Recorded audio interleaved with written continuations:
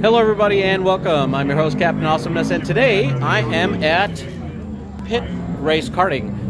It's a little track that's north of Pittsburgh that I have had the dream of being at and just never had the opportunity to come until today. I actually am at a place where you have both go-karts and then on top of that you have car racing. And I gotta tell you, the experience is amazing. I've already done my karting sessions. I wish I had a way to actually record myself while I was in the kart, but due to some unfortunate circumstances, the karting facilities actually basically put a ban on anybody recording themselves on the track. Maybe one day I'll explain what's going on, but I understand and I respect the rules. And what I'm going to do right after this is put in a clip of my wife recording me while I was out there, and that's all the best I can get for you. But once I show you a couple laps, then when I get back home, I'm going to talk about my experience in general. So until then, I'll see ya.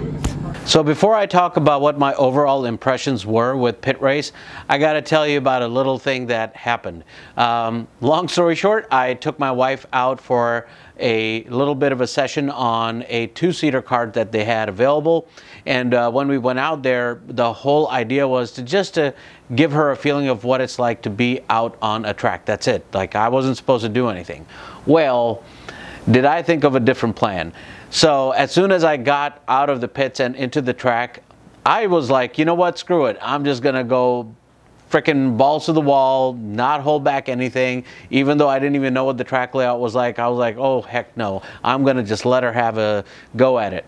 So in the two-seater, the way it works is that both the driver and the supposed passenger have a steering wheel, but only one person has control over the brake pedal and the gas pedal. So obviously I had control over the brake and gas, and I just had her keep her small little hands on the steering wheel.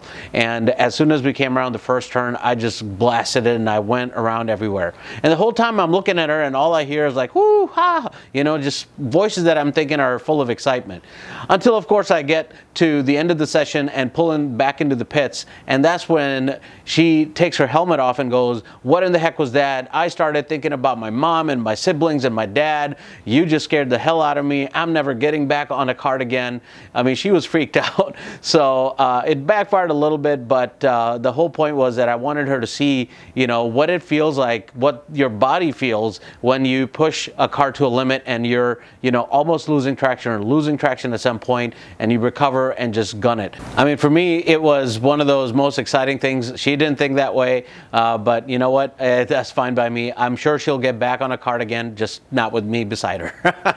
So with that out of the way, let me talk a little bit about the single-seater sessions that I did do. The first time I went around, I was on a kart that felt really underpowered, even more underpowered than the heavy two-seater that we were on. So as a result of that, I really didn't do well, or at least I could tell that I was just getting, you know, basically killed by every other kart that was out there. And still, some way, somehow, I kind of came in like, I think, third or fourth place. I'll let you guys see the lap times for that. But the second time I went around, here's a recording of me going around the track where I go past these two guys who kind of lost traction, and then I was just kind of zipping around left and right and having a lot of fun, and the kart felt great. It really had good traction. It delivered really well on power, and all of a sudden, of course, I was the fastest on that session. Not only that, I also had the honor of, well, I call it an honor, but I made it to the top 10 list of the week. So I don't know how that lap time of mine, you know, measures up against everybody else. But for the week, at least, I was in the top 10. In the topmost position, you see that 64-second mark. That was cutting the track, so that doesn't count. So I am technically 10th place, but still 3 seconds off of the fastest person. Of course, for a first time, it's not so bad, but I'm sure overall, if I were to go there a lot more, I'll do better.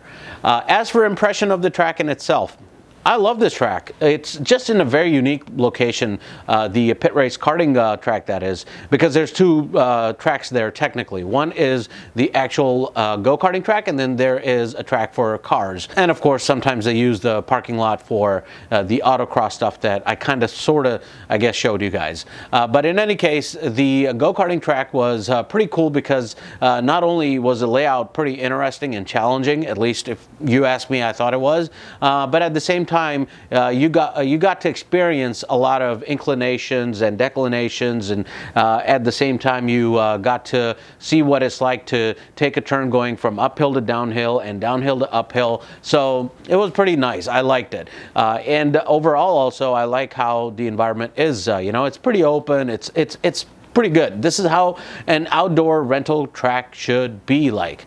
Unlike, of course, what's happened to the track over in Pakistan. I've heard a lot of bad stuff about it. The track may be nice, but the kart fleet is just horrible. It's just bad all over, unfortunately. I don't want to badmouth too many people, but it's frustrating when you know that a place has such a great potential for promoting the art of go-kart racing, and they're not doing good.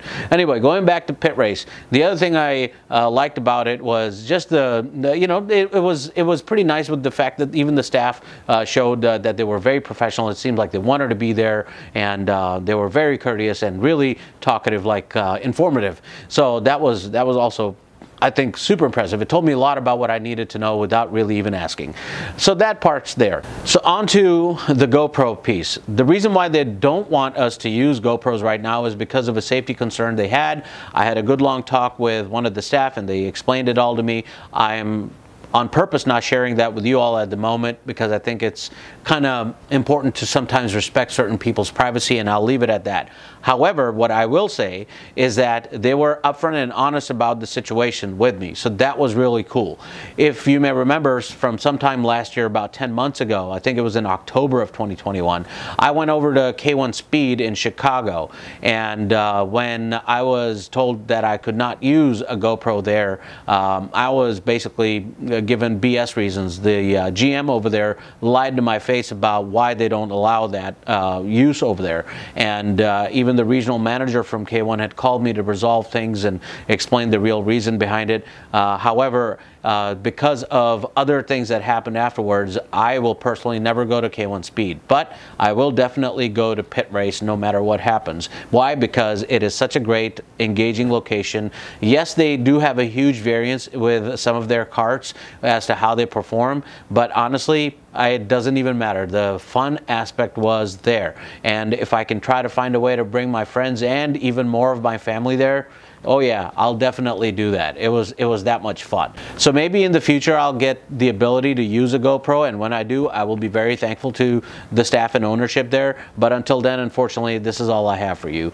Yeah, so because I don't have much more of a footage or summary to really talk about, I'm just going to end it at this, that if you are anywhere near Pitt Race, which is in Wampum, PA, just outside of Pittsburgh, Pennsylvania, please take the opportunity to go down there before the end of the season. Basically, when the snow starts to hit, there are no races all the way through the next spring, so May or June of next year. So right now, this is a short window that you have, and I'm going to try to see if I can go out there.